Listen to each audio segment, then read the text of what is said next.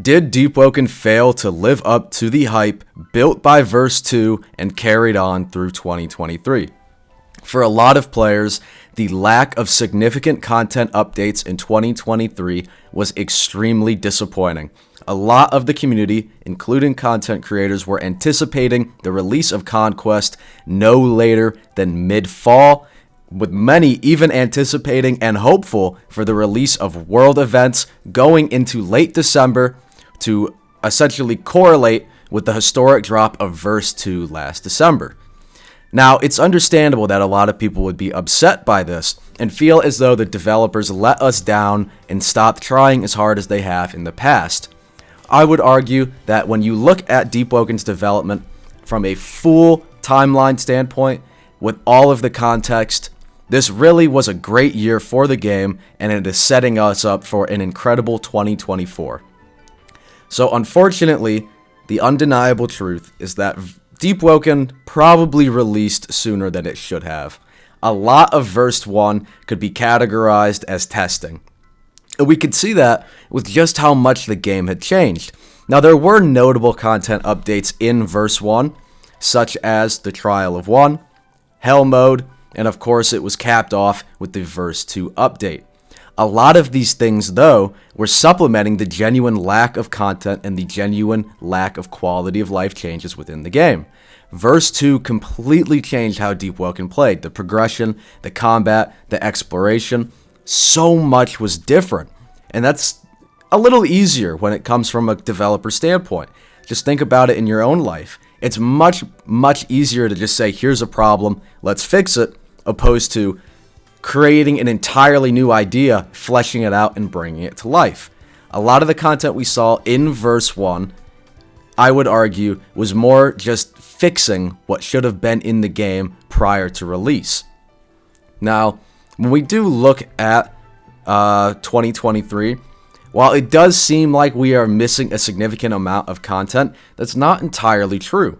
Although we didn't see massive drops, massive loads of content come out all at once, we did get a significant amount of gameplay changes and things to do in the weeklies. We had multiple oaths, they revamped Holotide, they added so many different mantras, everything was changing all the time. We got Battle Royale, which was never supposed to be an actual community event. It was supposed to be used for the Battle Royale Content Creator Tournament and nothing else. So while it's easy to forget a lot of the content updates that we got because they came in weekly increments, when you put it all together, we actually got a ton of content this year and a ton of quality of life changes.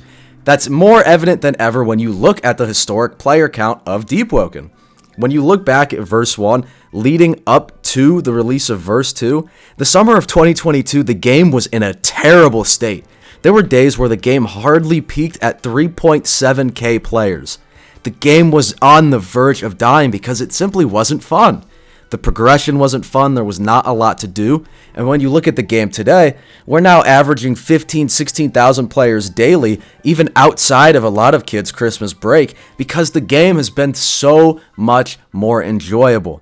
The quality of life changes, the ease of progression, the build variety, the new oaths, the new weapons, the new mantras, there's so many different things that we can now do post Verse 2. And what the developers have done with all these quality of life changes, and now their major focus on rebalancing PvP, is set us up for the updates to come. Conquest is just around the corner, and it is going to be something that is applicable and fun, not just for PvP players, which is what I anticipated, but for casual PvE players as well. With the casual mode, with the general gameplay style, I predict that Conquest is going to be fun for everyone, similar to Battle Royale. The use of Battle Royale outside of the Content Creator Tournament was a way of introducing a lot of the community to PvP. It helped a lot of people realize that PvP is not as hard as they think it is. That stigma was able to be dropped, and they got more interested in the other PvP content that the game provided, opposed to only farming monsters. I'm hopeful for this new year. Hey, editor's note though, editor's note. I mean, like Fino has told Agamatsu in these interviews, they can make like a new oath and a new monster every week. A new oath and new monster every week if they really grinded. Hey, I'm just saying, if the developers just buckled down and actually worked on this game in any, like, professional manner, like 9 to 5, opposed to when they feel like it, 100K players, paid access, this would be the greatest fucking title on Roblox. You would probably get serious media attention because of how popular this game is. Mobad Studios would legitimately be spearheading the roguelike genre to a whole new young audience. This would be one of the biggest things to ever happen on the Roblox fucking platform. But instead, they want to dick around with curse gear and fumble around with the updates and take their sweet ass fucking time. But hey, I'm just mad because I legitimately love the game, and from a business standpoint, I know, like, holy shit, this game has more potential than literally anything on the platform, and they just won't capitalize. Yet. 2024, hopefully they prove me wrong. Cheers, everybody.